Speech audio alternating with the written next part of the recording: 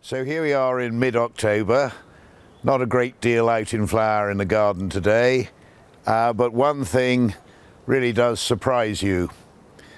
This is Vitex agnus castus, the so-called chaste tree, which flowers away in September and October. It has these spikes of blue flowers on last year's new growth.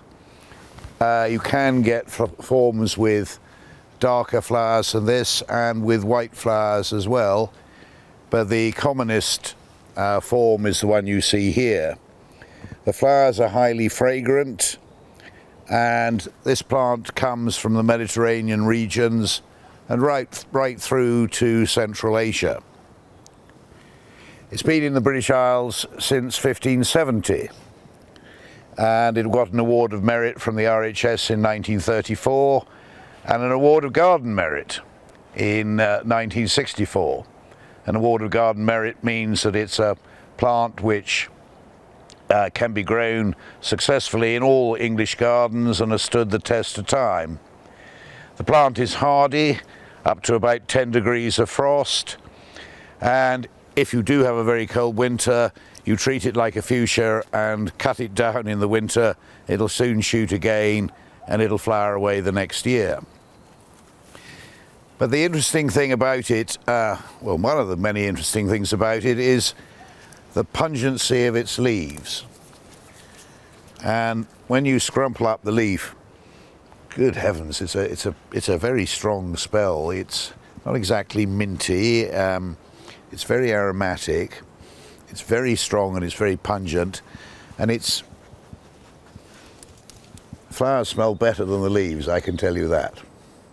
So we look at the chaste tree, which of course is a shrub and not really a tree at all, and we have to stop and wonder how it got this name and what its name actually means.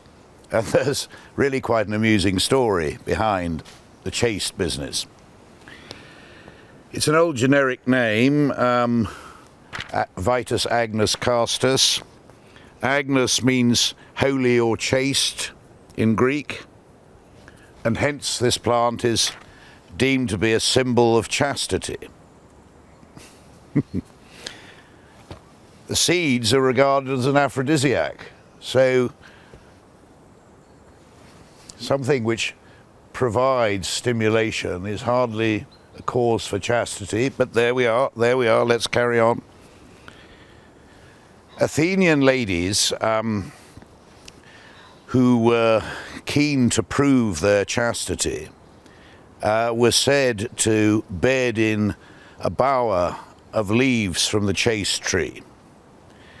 And presumably the aroma from the crushed leaves produced the sort of scent which might have confirmed to them their chastity, or actually it might have disguised whatever men might have been up to with them in the bower, when you think about it. So we're beginning to find a bit strange this chastity business in relation to this tree, and it'd be quite easy to be cynical about it. Agnus means lamb or chaste lamb in Latin, so here we've got another reference to chastity from this tree. But actually its seeds are used today in dealing with venereal disease. So we stop and think again. It was used for curing the violations of impregnation rather than anything to do with chastity.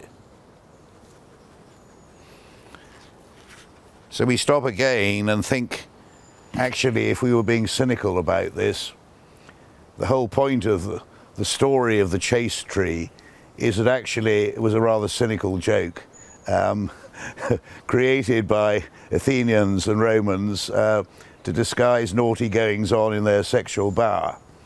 Now, wouldn't that be a fun story to tell people you're taking around your garden when you come to Vitex agnus castus?